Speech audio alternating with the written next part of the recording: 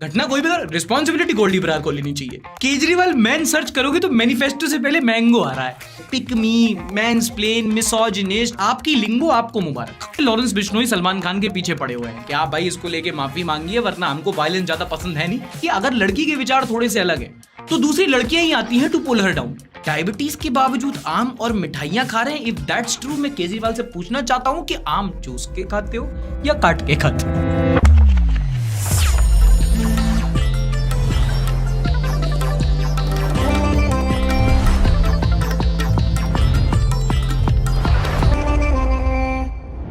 नमस्कार, आदाब and welcome. This is Sarthak and you are watching the Sunday show, वो show जहां हम करते हैं देश की बात एंटरटेनमेंट के साथ। लोकतंत्र का पर्व इलेक्शन शुरू हो चुका है। Starting with this Modi ji का इंटरव्यू रिलीज्ड लास्ट वीक। तो मुझे लगता है पॉलिटिकल लीडरशिप की क्वेश्चनेबल होती जा रही है। ऐसे में प्राण जाए और वचन न जाए, ये महान परंपरा से हम निकले हुए।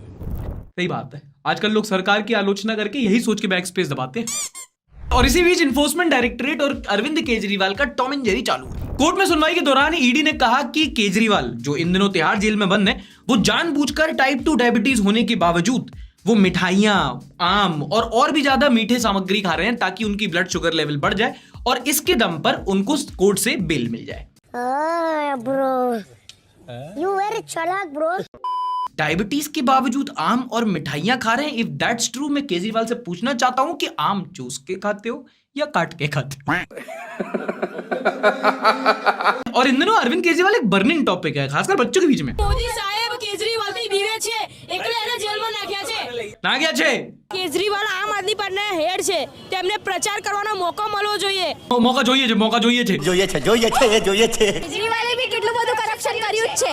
બટ કરપ્શન કર્યું છે। કરપ્શન તો કેટલું કર્યું છે, ત્યારે જે તે અંદર ગયા છે ત્યારે મોદી સરકારનું જોજે, કરપ્શન નથી કર્યું। અને તું તો અત્યારનો યુવા છે તો તને તો કેટલું ખ્યાલ હોવું જોઈએ। मैं ट्रांसलेशन देता हूँ। दीदी कह रही है बेटा पहले अच्छे से उग जा फिर जाके पॉलिटिक्स बतियाइयो।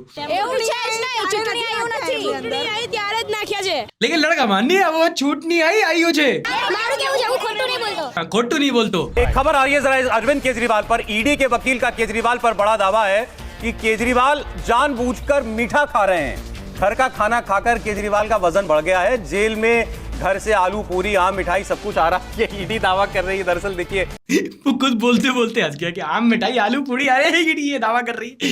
कोई बात नहीं भाई, you are not alone, it is funny. और केजरीवाल जी को भी इस बात का पूरा अंदाज़ा है कि डायबिटीज़ के लिए उनको क्या लेना चाहिए, क्या नहीं लेना चाहिए। लेकिन एक बात जो मुझे बहुत ही चकमे में लाती है और आश्चर्यचकित करती है, वो ये कि नवरात्रि के दिन भी वो अंडा क्यों खा रहे थे। अरे इनका अंडा मछली खत्म नहीं हो रहा यार। You know it's only a tragedy कि पीक इलेक्शन सीजन चल रहा है और अगर आप गूगल पे केजरीवाल मैन सर्च करोगे तो मैनिफेस्टो से पहले मैंगो आ रहा है। और मैं मजाक नहीं कर रहा हूं, बट मनी लॉन्ड्रिंग के इस केस में कोर्ट कविता के चिन्ह बना हुआ है। ईडी वहां आके कह रही है कि माय लॉर्ड, ये केजरीवाल साहब रोज आलू पूरी खा रहे हैं, रोज आम खा रहे हैं। तो केजरीवाल के वकील आके कह रहे हैं कि नहीं झूठ बोल रहे हैं, ये आम 3 बार खाए, आलू पूरी तो एक ही बार खाई है।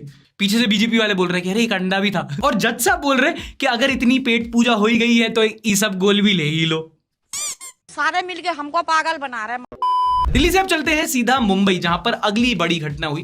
एक्टर सलमान खान के घर के बाहर कुछ अज्ञात व्यक्तियों ने गोलियों से फायरिंग की। अगर आप कभी मुंबई गए हैं तो बांद्रा में एक सी फेसिंग रोड है जॉगर्स पार्क के पास में, वहीं पर सुपरस्टार के सारे घर पड़ते हैं।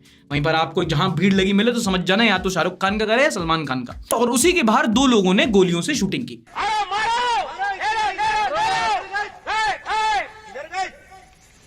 मुंबई पुलिस ने इस मामले की तफ्तीश करते हुए गुजरात के भुज डिस्ट्रिक्ट से विकी गुप्ता और सागर पाल को अरेस्ट कर लिया है। और घटना की रिस्पॉन्सिबिलिटी ली है लॉरेंस बिश्नोई गैंग ने।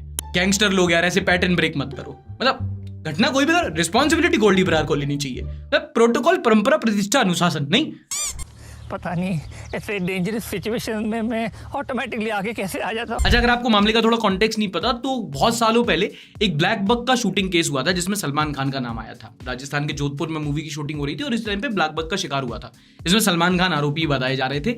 और ये जो ब्लैक बक एनिमल है, ये बिश्नोई समाज के लिए बहुत पूजनीय माना जाता है, बहुत सीक्रेट होता है। और उसी को लेकर लॉरेंस बिश्नोई सलमान खान के पीछे पड़े हुए हैं कि आप भाई इसको लेके माफी मांगिए वरना हमको वायलेंस ज्यादा पसंद है नहीं, पर कर देंगे। सलमान खान का करेंगे, मारेंगे, जोधपुर में मारेंगे तो पता लग जाएगा इनको। अब ऑब्वियसली जब इतने बड़े एक्टर के घर में, जो भाई एक तरह से इंडिया का एम्बेसडर, उसके घर में शूटिंग होगी तो हंगामा होगा, कंट्रोवर्सी होगी, न्यूज छपेगी, सीएम साहब उनके घर पे मीटिंग करने जाएंगे, सब कुछ हुआ। और जब मामला इतना गंभीर है, डेथ थ्रेट्स मिल रहे हैं, मुंबई के लौंडे मजे ले रहे हैं। हाँ, घटना के कुछ ही दिन बाद एक लड़के ने लॉरेंस बिश्नोई नाम से कैब बुक करके सलमान खान के घर पे भेज दी, अरेस्ट हो गया। इसी बीच एक काफी वायरल इंटरव्यू पॉडकास्ट रहा Bollywood pop star Nora Fatehi का। नोरा फतेही हाल ही में बियर बाइसेप्स के पॉडकास्ट पर गई, जहां पर उन्होंने बताया कि वो मौत के बारे में क्या सोची। ये सवाल नहीं था, एलियन सुन नहीं तो क्या लॉजिकल था क्या कुछ? ठीक है, वो भी चलेगा। अच्छा, देख ही लेते ना क्या कहा। Feminism fucked up our society. Not having the male and female dynamics in the home where the man is a provider and a breadwinner and the woman is a nurturer. I don't believe in people who think that that's not true. Basically, Nora Fatehi ने कहा कि आज का जो modern day feminism है, it is all about bashing main, कि आदमी खराब होता है, ये होता है, और जो महिलाओं का होता है कि भाई ठीक है, महिलाओं का वुमेन एम्पावरमेंट अपनी जगह है, लेकिन उसके भी एक नियम कायदे कानून होते हैं। एंड जो ट्रेडिशनल वे ऑफ थिंकिंग है, man is a bread earner, women is a नर्चरर, आदमी कमाएगा, औरत गृह लक्ष्मी होगी, ये जो ट्रेडिशनल सोच है मुझे नॉर्मल लगती है, मुझे ये पसंद है। और भी कई सारी बात कही, बट कॉन्ट्रोवर्सी में बेसिकली यही है। ठीक है, गलत तो नहीं। और जब ये वीडियो वायरल हुआ तो रिप्लाईज में ज्यादातर नोरा फतेही का कैरेक्टर असैसिनेशन किया गया, उन्हीं के कुछ पुराने वीडियोस चलाए गए, हिपोक्रेसी दिखाई गई। And to all the people, याद करो आपको इसमें थोड़ा सा ना डेजावू हो रहा होगा, क्योंकि कुछ ही टाइम पहले सोनाली कुलकर्णी का भी एक ऐसे वीडियो वायरल हुआ होगा। याद करो जब उन्होंने बोला था कि कुछ लड़कियां होती हैं जो ट्रॉफी हस्बैंड ढूंढती हैं, और उस पॉइंट पे उनको भी बहुत pick me girl, pleasing the male gaze वगैरह बोला गया था, जो इन दिनों नोरा फतेही को बोला जा रहा है। और इस पूरे आर्ग्यूमेंट को लेकर जो मेरा ओपिनियन है वो इसी वीडियो में आपको मिल जाएगा, आई बटन पे लिंक है, सर्च करके भी आप देख सकते हो। एंड दूसरा, to her target audience, quote and quote modern day feminist, अगर दोस्तों आप किसी चीज से, किसी के ओपिनियन से डिसएग्री करो तो उसको कम से कम एक्सेप्ट करो, उसको कैंसिल नहीं। कई इंस्टेंसेस में देखा गया है कि अगर लड़की के विचार थोड़े से अलग है तो दूसरी लड़कियां ही आती हैं टू पुल हर डाउन। अगर कोई लड़की कह रही है कि उसको मॉडर्न फेमिनिज्म पसंद नहीं है, उसको ट्रेडिशनल वे ऑफ थिंकिंग पसंद है, उसको पुराने ख्यालात अच्छे लगते हैं, तो अगर आप फेमिनिज्म के लिए हो तो उसका भी अपना ओपिनियन है ना। अगर आपको उसका ओपिनियन पसंद नहीं आ रहा, डिसएग्री करो। ये क्या तरीके हैं, पिक मी, मैंसप्लेन, मिसोजिनिस्ट और स्लट शेमिंग, फलाना ढिमकाना, आपकी लिंगो आपको मुबारक। जब आप डिसएग्रीमेंट को गाली दे देते हो ना, आप दूसरे को सही साबित कर देते हो। और अगर आपके ओपिनियन से फिर कोई डिसएग्री कर जाए तो आप उसी लड़की को फिर आप वही बोलोगे जिसके अगेंस्ट आप खड़े हो, उसी को आप स्लट शेम करोगे, उसी को आप उल्टा बोलोगे, उसी को आप कैंसिल करोगे, तो फिर आपका एजेंडा ना वुमेन राइट और वुमेन एम्पावरमेंट का नहीं लगता। एक और वीडियो वायरल हुई एक्टर रणवीर सिंह की, वीडियो देखो। मोदी जी का पर्पस यही है, उनका उद्देश्य यही था कि वो सेलिब्रेट करे हमारी दुखी हुई जीवन। अब कैसा होगा अगर मैं आपको बताऊं कि ये वीडियो दरअसल रणवीर सिंह की है ही नहीं। क्या बात कर रहे हैं? हाँ, ये वीडियो दरअसल एक डीप फेक वीडियो है। रणवीर सिंह ने खुद अपने सोशल मीडिया हैंडल्स पे आके बोला कि डीप फेक से सावधान रहें दोस्तों। ऐसी कई सारी डीप फेक्स हैं इन दिनों, जो रणवीर सिंह की है, आमिर खान की है, जो इन दिनों पॉलिटिकल स्टेटमेंट्स उनसे बुलवा रही है, जो अपेरेंटली उन लोगों ने बोला भी नहीं।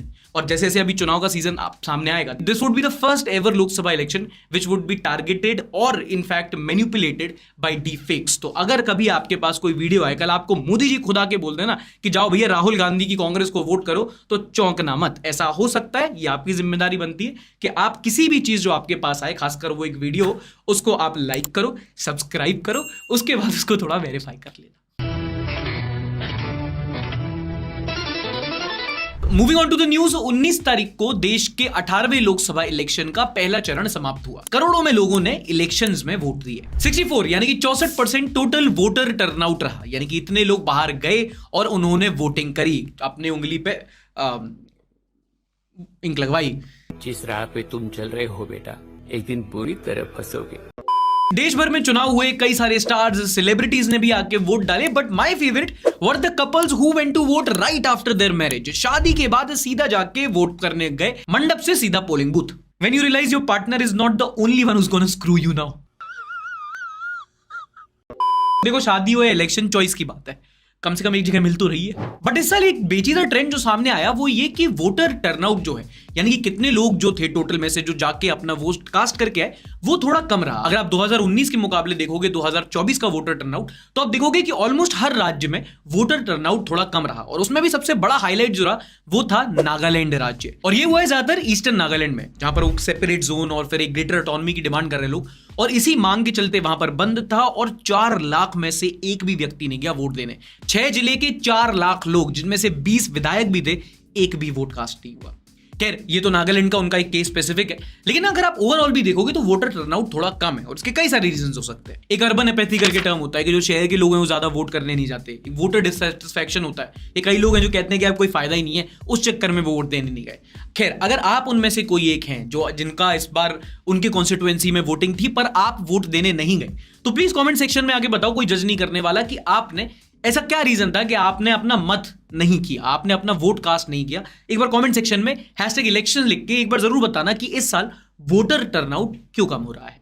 अच्छा, अगली न्यूज पे है, उससे पहले आपको पिछले एपिसोड के कुछ कमेंट पढ़ाता हूं। मृदुल बोलते हैं, सार्थक भाई आजकल जो इंडियन रेलवेज का स्लीपर क्लास है उसमें जनरल क्लास से भी बदतर हो गई है हालत। और भी कई लोग हैं जो बता रहे हैं कि वो रिजर्व सीट लेके गए थे, बट अनरिजर्व पैसेंजर उनके कोचेस में चढ़ गए और उनको अपनी सीट शेयर करनी पड़ी। अंबुज यादव ने सिनेरियो को कैप्चर करते बड़े खूबसूरत तरीके से लिखा, AC has become sleeper, sleeper has become general, and general has become a compressed zip file. और भी ऐसी कई सारी वीडियोस वायरल हो रही हैं जहां पर देखा जा सकता है कि इन दिनों रेलवेज की हालत बद से बदतर है। जो भी ट्रेन है वहां पर जनरल के डिब्बों की हालत आपको पता रहती है क्या है, जो स्लीपर कोचेस हैं उनमें भी जनरल के लोग भर जाते हैं, और जब वहां भी पूरा हो जाता है तो फिर जो एसी के रिजर्व कोचेस हैं वहां भी अनरिजर्व पैसेंजर अंदर घुस रहे हैं, और जो रिजर्व पैसेंजर हैं उनको काफी ज्यादा असुविधा का सामना करना पड़ रहा है।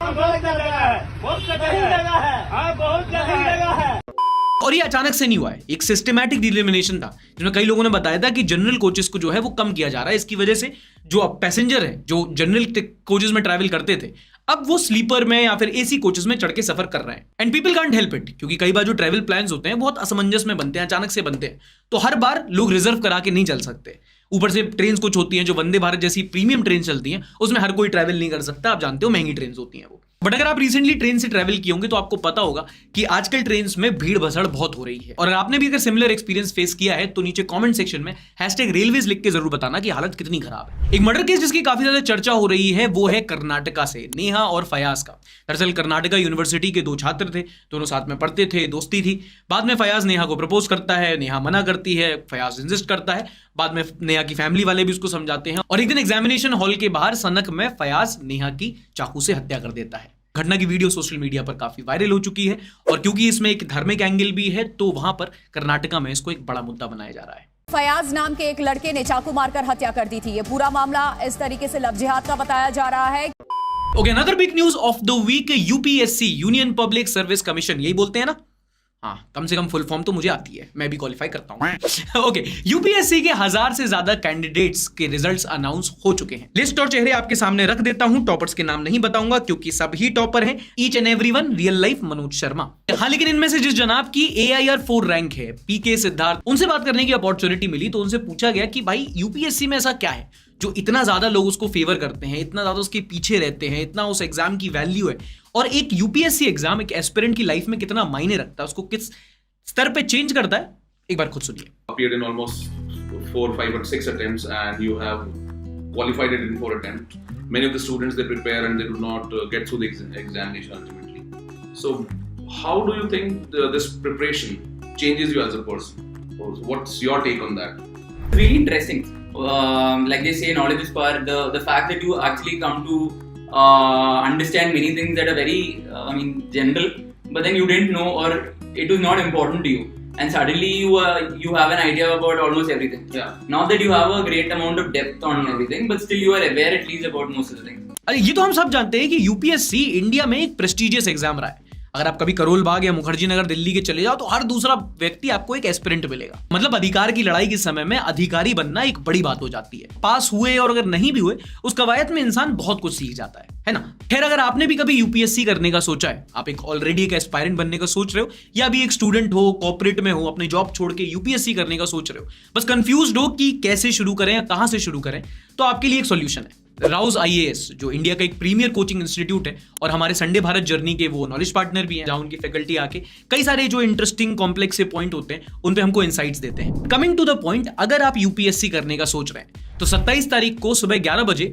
राउज IAS एक स्पेशल मास्टर क्लास होस्ट कर रहे हैं, बेसिकली जिसमें एक एस्पिरेंट को ये बताया जाएगा कि प्रिपरेशन में क्या करना है और कैसे करना है। इस मास्टर क्लास में निथिला प्रियंती हैं जिन्होंने हाल ही में IAS क्लियर किया है, वो भी होंगी। और इसी अपॉर्चुनिटी को देख के मैंने उनसे पूछा कि भैया हमारी भी ऑडियंस में से कई सारे लोग होंगे जो UPSC ज्वाइन करना चाहते हैं, तो क्या वो ज्वाइन कर सकते हैं मास्टर क्लास आपकी? They have been gracious enough to allow us. तो अगर आप भी एक UPSC एस्पायरेंट बनना चाहते हैं तो आप हमारा सब्सक्राइबर कोटा लगा के इस मास्टर क्लास को फ्री में ज्वाइन कर सकते हैं। वीकेंड पे होगी तो कुछ सीखने को भी मिलेगा, फ्री बैठे रहो घर में। सुबह 11 बजे पहुंच जाना, डिस्क्रिप्शन में लिंक दे दिया है, कॉपी करके व्हाट्सएप पर डालो, जब चाहो ज्वाइन कर ले। अच्छा, अगली न्यूज बहुत इंपॉर्टेंट है, बहुत ध्यान से सुनना। ग्लोबल फॉरेस्ट वॉच एक ऑर्गेनाइजेशन है जो दुनिया भर में ट्री कवर जितना है ना, सैटेलाइट इमेज की मदद से ट्री कवर पता लगाते हैं कि एक जगह पे कितनी हरियाली है, कितनी ग्रीनरी है। इस हफ्ते इन्होंने इंडिया के मामले में रिपोर्ट निकाल के बताया कि 2001 से लेके 23 तक, यानी कि पिछले 23 सालों में इंडिया में 23 लाख हेक्टेयर का ट्री कवर कम हुआ है। और उसमें भी इंटरेस्टिंग नोट करने वाली बात यह है कि पिछले 2 दशकों में जहां सबसे ज्यादा ट्री कवर कम हुआ है वो है north east region of India.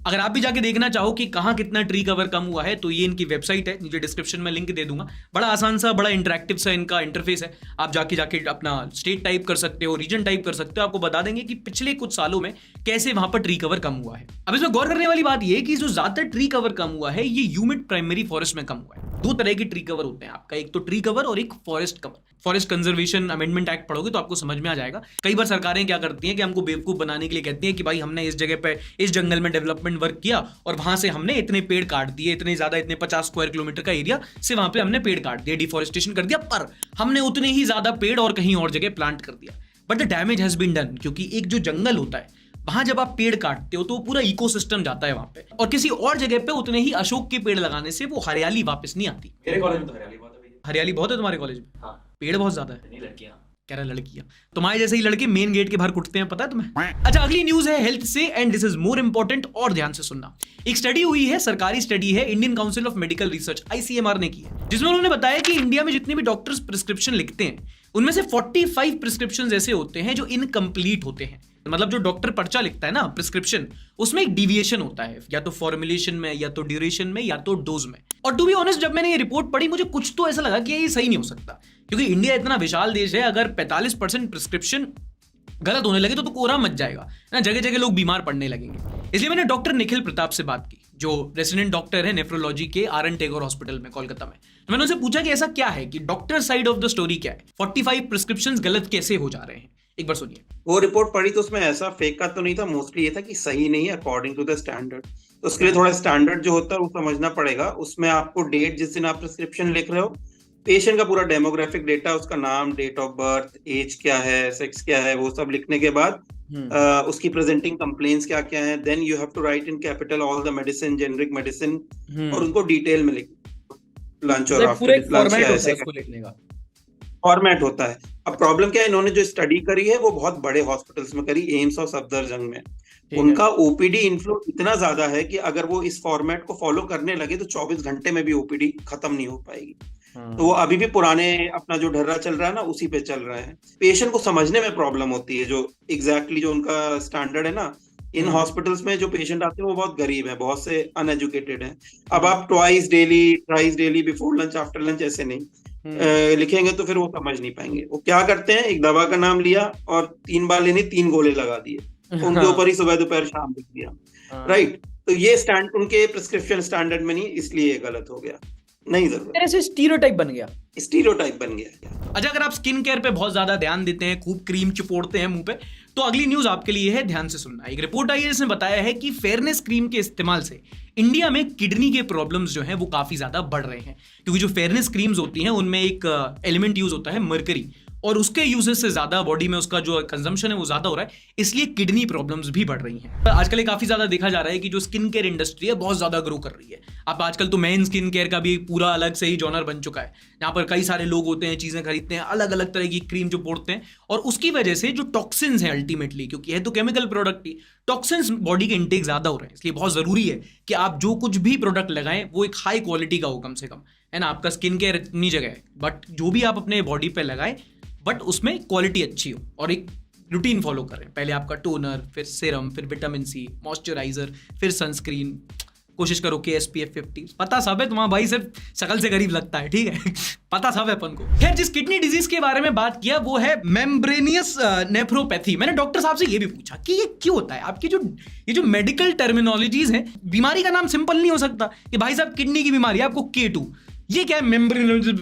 पहले अब मैं क्या करूं, पहले मैं अपना मेडिकल सुधारूं या अपनी इंग्लिश। नेफ्रोपैथी, ये इतने कॉम्प्लिकेटेड नाम क्यों होते हैं बीमारी के भी, मतलब कि पढ़ना ही नहीं आए, लिख नहीं सकते किडनी K1 K2 K3 ये बीमारी है भाई, कोडवर्ड अपने आसान कर लो आम आदमी के लिए थोड़ा। नहीं, वो तो जब हम लोग पढ़ते तो हम भी यही सोचते थे कि काश ये तो दवाइयाँ इंडियन लोगों ने करी होती, तो दवाई बीमारियां सॉरी इजाद करी होती, तो एक बीमारी का नाम सुरेश हो जाता, एक बीमारी का नाम रमेश हो जाता। क्योंकि ये वेस्टर्न कल्चर से आया, they take lot of Latin and Greek word बीमारी का नाम रखने में, नॉमेनक्लेचर में।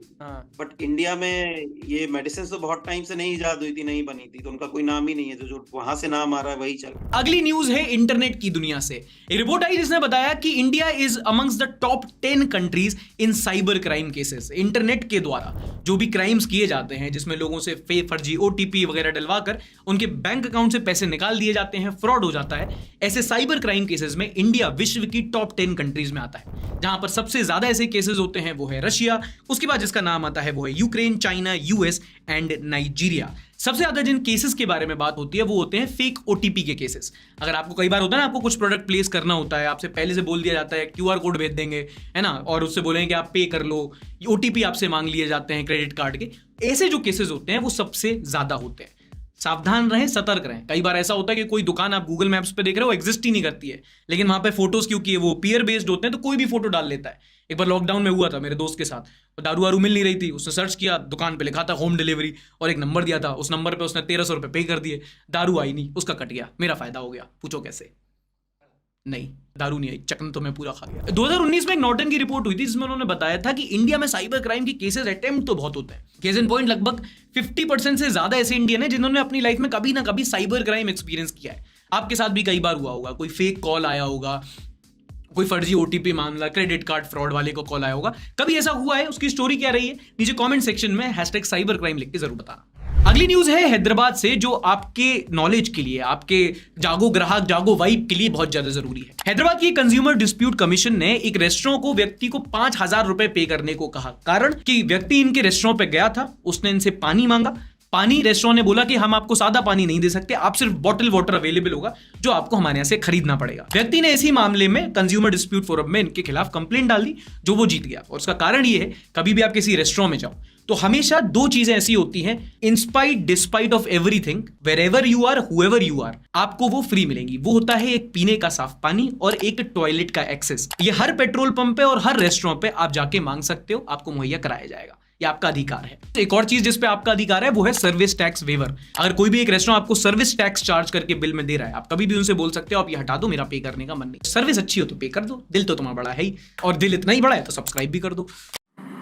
कोई तरीका है भीख मांगने का?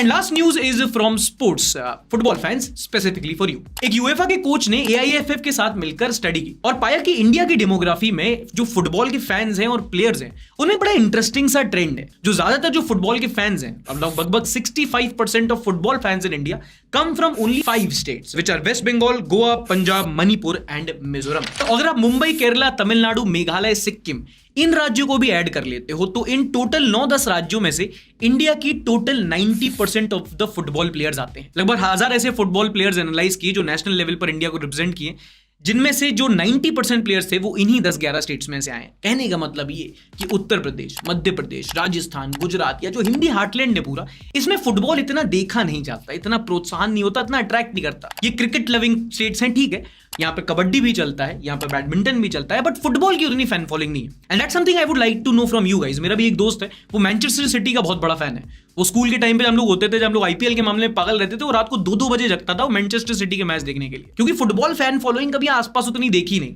कुछ ही एक गीक्स होते हैं हर एक क्लास में जो फुटबॉल को फॉलो करते हैं, उनका एक कूल ग्रुप बन के रह जाता है। बट ओवरऑल अगर आप देखोगे तो football is not a vastly revered sport in the Hindi heartland. ऐसा क्यों है? अगर आप एक फुटबॉल फैन है तो नीचे कमेंट सेक्शन में #फुटबॉल लिख के जरूर बताना कि इंडिया के जो हिंदी हार्टलैंड के स्टेट्स हैं वहां फुटबॉल इतना क्यों नहीं चल रहा, एज अ रिपोर्ट सजेस्ट्स।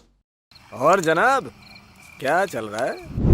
ये वीडियो वायरल हुआ बैंगलोर से, जहां पर एक कपल अपने छोटू को स्कूटी की फुट रेस्ट पर विराजमान करके गाड़ी चला रहे थे।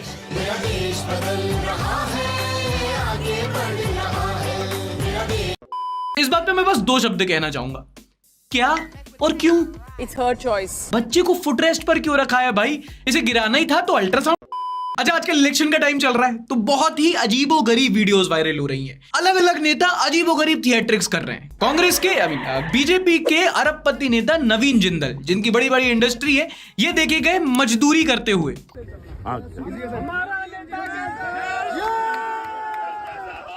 वाह, क्या एक्टिंग कर रहा है। इस पे किसी ने बहुत अच्छा कमेंट किया कि एक दिन मजदूर बनेंगे, 5 साल बनाएंगे। सारी दुनिया का बोझ। और रुकिए, अभी पॉवर्टी पॉर्न शुरू हुआ है। एक और नेता है ओम प्रकाश राजभर, वो खेतों में जाके फसल काट रहे थे। मैं बता रहा हूं, फसल तो बस बहाना है, ये काटने की प्रैक्टिस कर रहे हैं। आप सिचुएशन नहीं समझ रहे हैं। And how can we forget, सबसे बढ़िया हमारे अपने सेलिब्रिटी किसान हेमा मालिनी जी, जो मथुरा में 5 साल बाद एक बार फिर से हेलीकॉप्टर से खेती करने पहुंची। और देख रहे हो, पूरी पोजिंग बाजी चल रही है। Today I went to the farms and interacted with the farmers who I have been meeting regularly since last 10 years. हाँ, गलती पता लोगों की है, आप तो 10 साल से जा रही, फोटो पता नहीं इलेक्शन के पहले क्यों आती है। They loved having me in their midst and insisted I pose with them. अच्छा, ठीक है। उन्होंने कहा था डिजाइनर देवसेना बनने को। देखिए, इलेक्शंस का तो कह नहीं सकते, बट पॉलिटिक्स में आपका काम लाजवाब है। ये लोग समझ नहीं रहे, इतना अच्छा परफॉर्मेंस तो आपने एक्टिंग करियर में नहीं दिया महिम साहब। एंड ये देखिए, समझ में नहीं आता कि बीजेपी को 1 नेशन 1 इलेक्शन क्यों चाहिए। भाई फायदा है, चुनाव होते रहने चाहिए, इसी बहाने नेता लोग भी आम लोगों वाले काम करेंगे। हेमा मालिनी एक्टर पॉलिटिशियन खेती कर रही है, नवीन जिंदाल इंडस्ट्रियलिस्ट मजदूर बन गए। वाह मोदी जी, वाह वाह। एक और वीडियो वायरल हुई देश की राजधानी दिल्ली से, जहां पर एक लड़की, नहीं मैं नहीं मानता, सही बोल रहे हो, अंडरगारमेंट्स पहन के ट्रैवल कर रही थी। वाह क्या सीन है, वाह क्या सीन है। पहले तो दिल्ली वालों ये बताओ, मेट्रो के बाहर कब निकली ये बीमारी। अब ये कौन है, किसने किया, मैंने बहुत सोचा। मुझे सिर्फ 2 रीजनेबल जस्टिफिकेशन समझ में आए कि एक तो ये सवारी बढ़ाने की स्कीम है, हीरा ठाकुर स्कूल ऑफ बिजनेस, और दूसरा ये कि मे बी दिल्ली में गर्मी बहुत है। No, but in that case madam फिर ये भी नहीं पहनती। मैं गिरा होया बंदा जमानी। नॉनसेंस। यूपीएससी में बिहार के लड़के और नॉनसेंस न्यूज में उत्तर प्रदेश हमेशा अच्छा परफॉर्म करते हैं, ये तो क्लियर ही है। और इस बार भी ऐसा ही हुआ है, यूपी ने टॉप किया है। UP I love you. Lucknow के पुलिस थाने में एक मौलाना साहब की बेगम पहुंची कि जनाब हमारे शौहर जो हैं वो लापता हैं। तो पुलिस ने कहा ठीक है रुक जाइए, हम पता करेंगे, और रिपोर्ट लिखने से पहले आप ये बताइए कि कहीं और जा सकते हैं। तो उतने में उनकी जो दूसरी बेगम थी वो दौड़ कर आई कि जनाब हमारे शौहर लापता है, वो भी नहीं मिल रहा। उनका रुकिए, दोनों के शौहर का हम रिपोर्ट लिखते हैं, उनको ढूंढते हैं। फिर पुलिस ने रिपोर्ट लिखी और मौलाना साहब को ढूंढना शुरू किया, और काफी ज्यादा ढूंढने के बाद मौलाना साहब अपनी तीसरी बीवी के पास मिले। मैं गिरा होया बंदा जमानी च बल्ली है। किसी महान कवि ने कहा है कि जिंदगी हो तो ऐसी हो, जिंदगी हो तो ऐसी हो वरना जिंदा। और रुकिए अभी और सुनिए, ये शादीशुदा कलेश का इंडिया में पूरा जॉनर है भाई साहब। अगर आपको एंटरटेनमेंट चाहिए तो एक टिप देता हूं, ओपन माइक या थिएटर में जाके अपने पैसे बर्बाद मत करो, आगरा के किसी पुलिस थाने में जाओ, वहां की कहानियां सुनो। एक आदमी को तलाक इसलिए चाहिए क्योंकि उसकी पत्नी इंग्लिश नहीं बोल पा रही। दूसरे ही थाने से सुनो एक डाउरी का मामला, जहां पर एक पति ने अपनी पत्नी को घर से निकाल दिया, बोला कि भैया फॉर्च्यूनर लेके आओ तब घर के अंदर लेंगे। उसकी खुद की शकल एस्प्रेसो वाली थी। एक और सुनो, जहां पर एक पति पत्नी में टीवी देखने को लेकर झगड़ा हो गया, हाथापाई मार पिटाई शुरू हो गई, बात पुलिस थाने तक पहुंच गई। तुमको पढ़ के सुनाता हूं घटना। पत्नी का आरोप है कि पति आईपीएल मैच का दीवाना है। कौन नहीं है? जब आईपीएल शुरू होता है तो पति ऑफिस से छुट्टी ले लेता है। Similar cases have happened. जिस समय पर टीवी पर आईपीएल मैच आते हैं, ठीक उसी समय टीवी पर पत्नी का पसंदीदा सीरियल भी आता है। ये तो राष्ट्रीय मुद्दा है जी। मैं कह रहा हूं बेरोजगारी, महंगाई, पेपर लीक सब छोड़ो, ये एक ही टाइम पे आईपीएल और सीरियल क्यों आ रहे हैं? खैर, जब आईपीएल मैच के दौरान पत्नी ने अपने पसंदीदा सीरियल देखने की इच्छा जताई तो पति ने बेल्ट से पिटाई कर दी। Domestic violence. फिर पत्नी भी पीछे ही नहीं रही, उसने भी पति पर बेलन से वार कर दिया। Women empowerment. एक और किसी महान कवि ने क्या खूब कहा है, कहां मिलेगा इतना कंटेंट। एक चाइनीज कंपनी है फरदोंग लाई, जिन्होंने एक बड़ी इंटरेस्टिंग सी प्रथा स्टार्ट की है। इन्होंने अपने एम्प्लॉइज को सालाना 10 दिन की सैड लीव दी है। मतलब अगर आपको मन नहीं कर रहा तो आप सैड लीव डालकर छुट्टी ले सकते हो। बताओ कितनी अच्छी बात है, सिर्फ सैड फील करने के लिए छुट्टी मिल रही है। इंडिया में हो जाए तो कितना अच्छा रहे। नहीं भाई, अगर भ्रम में जी रहे हो तो बता दूं, इंडिया के कॉर्पोरेट सेक्टर में ऐसा नहीं हो सकता। यहां पर फैमिली इमरजेंसी बोल के लोग आईपीएल मैच देखने जाते हैं।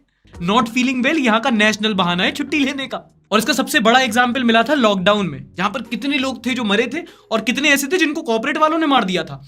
मेरा एक दोस्त है, नाम नहीं लूंगा क्योंकि वो देख रहा है, उसे पता है कौन है, चोर की दाढ़ी में तिनका। वो भाई उसकी कंपनी ना बाहर की थी, तो बाहर जो विदेशों में, वहां तो खबर फैली थी कि इंडिया में हालत बहुत खराब है, तो वो ना हर दूसरे दिन अपना एक रिश्तेदार मार देता था। उसकी मौसी को आ रही थी, एक दिन कंपनी में फोन करके उसने अपने मौसाजी मार दिए। उसकी मौसी की शादी भी नहीं हुई थी, 2 दिन का मेंटल हेल्थ लीव। फिर उसके 1 हफ्ते बाद उसके दादाजी का देहांत हो गया। मैंने कहा भाई सॉरी, कह रहा कोई बात नहीं, दादाजी तो सालों पहले स्वर्गवासी हो गए थे, कंपनी वालों को आज पता चल रहा है, 3 दिन की mental health leave.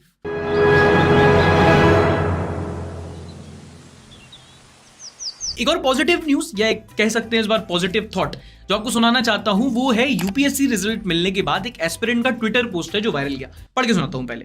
Kunal are Verulkar, ये वो व्यक्ति हैं, उन्होंने लिखा 10 attempts which include 6 mains and 4 interview still couldn't get selected in UPSC. Don't know what is written in the destiny #UPSC। और इस पोस्ट के वायरल होने के बाद कुणाल को कई लोगों ने कई सारी चीजें लिखी। कुछ लोगों ने बोला कि you should try harder, even next attempt में आपका हो जाएगा, एक और अटेम्प्ट क्लियर कर लो, क्या होता है रीस्टार्ट। और कुछ लोग बोल रहे थे भाई हो गया, कोई बात नहीं, अगर यूपीएससी नहीं बन रहा, नहीं जच रहा, लाइफ में कुछ और ट्राई कर लो, क्यों वो ईयर वेस्ट कर रहे हो। याद हो आपको संजीव सान्याल का भी कुछ टाइम पहले इंटरव्यू जो वायरल हुआ था, उसमें भी उन्होंने यही चीज कही थी कि यूपीएससी में कई सारे यूथ हो जाए, अपने प्राइम ईयर्स बर्बाद कर रहा है, आप उतना ही एफर्ट कहीं और भी लगा सकते हो।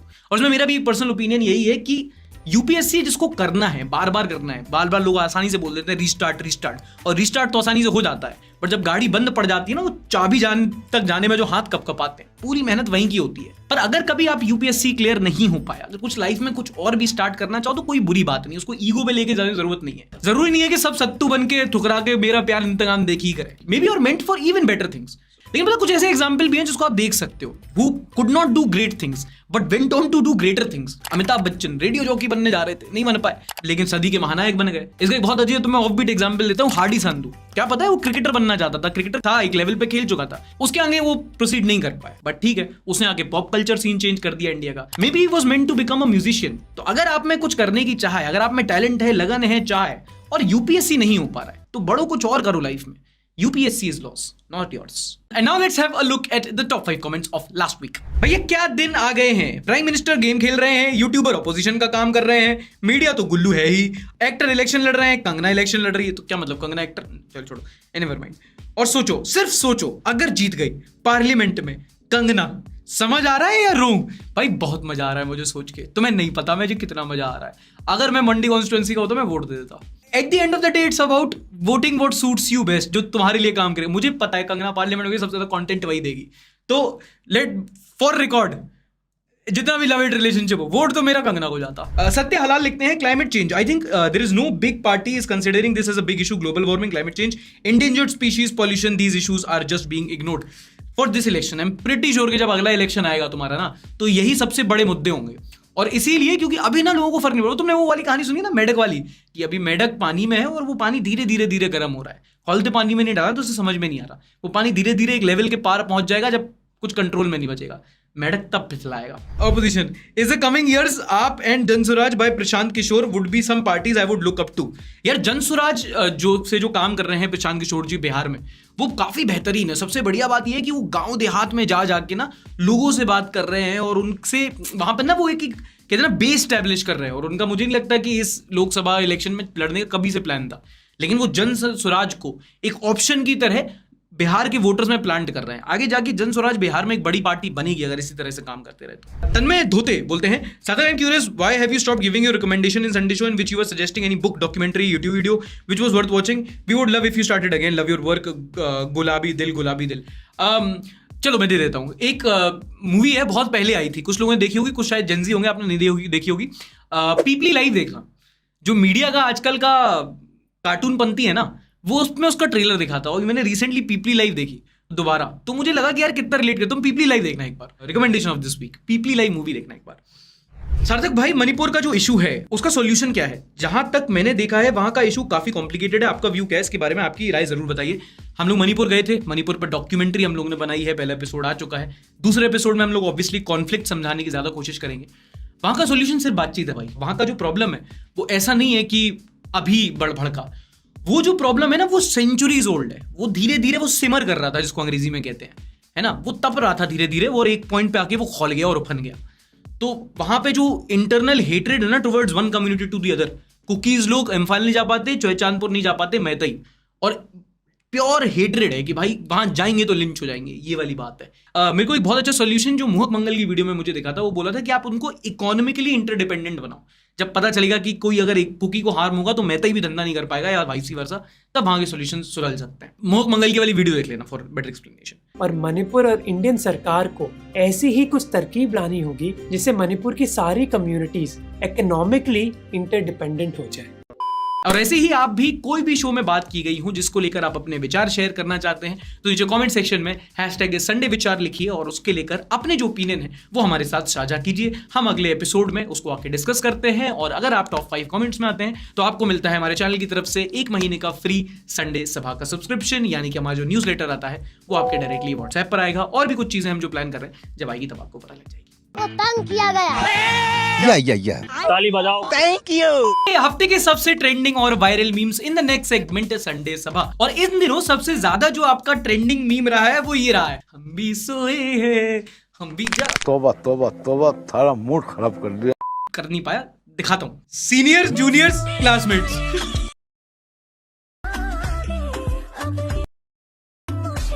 Same but different, no money no honey, Rajasthan royals, CSK, SRH, you knew it was coming, RCB।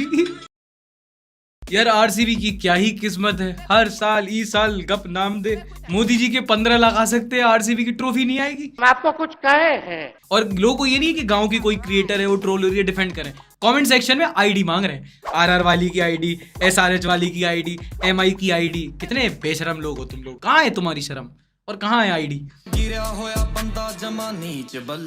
गोरिया भी पहले जाटों का गाँव था।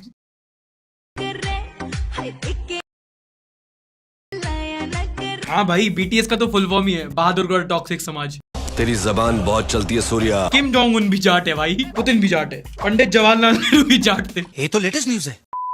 इसकी भाभी बनो जी, मुझसे शादी करो। इतना फिल्टर लगा रखा है कि जब वो हाथ पे ऐसा हाथ मुंह पे लेके आया ना तो उसके होंठ बाहर आ गए। Brother what's that? Ajay Devgan की बुआ का लड़का, बोलो जुआ केसरी, broker of Ajay Devgan, 99 miss calls from Ajay Devgan. तुम तो सोचो भाई कि मतलब अजय देवगन ने ना गुटखा का मार्केट कितना ज्यादा मोनोपोलाइज कर रखा है कि कहीं भी ये बात आती है वहीं अजय देवगन का नाम आ जाता है। तुमने सोचा कोई और ऐसा एक्टर हो जिसने किसी एक चीज को, किसी एक सेक्टर को इतना मोनोपोलाइज कर रखा हो? कोई UPI ऐप का है तो 3-4 है, ऑटोमोबाइल कंपनी का तो 3-4 एक्टर है, नहीं। लेकिन जब गुटके का नाम आएगा अजय देवगन सुप्रीमेसी। बोलो जुबा केसरी। वाइफ याकुल्ट बीच के फैमिली ठीक कर रही हो, गुटखा खा रहा। कह रहा उसकी वाइफ याकुल्ट बीच के फैमिली ठीक कर रही, वो गुटखा खा रहा। क्यों ना हम लोग बैंक से ही लोन लेके बैंक को ही खरीद लें। मैं तुम्हारी चप्पल उतार के तुम्ही के मुंह पे मार दूं। आपसे जानना चाहूँ कि MLA की फुल फॉर्म क्या, वो बताइए सर। MLA की फुल फॉर्म तो वही होता है ना, लेबरेज जो मंथ वो वहीं गाड़े थे। कहाँ गाड़े थे?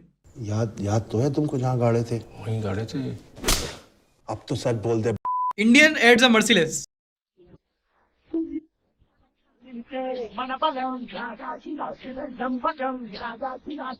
Cement rating 9 out of 11. Almost as bad as their moon landing video.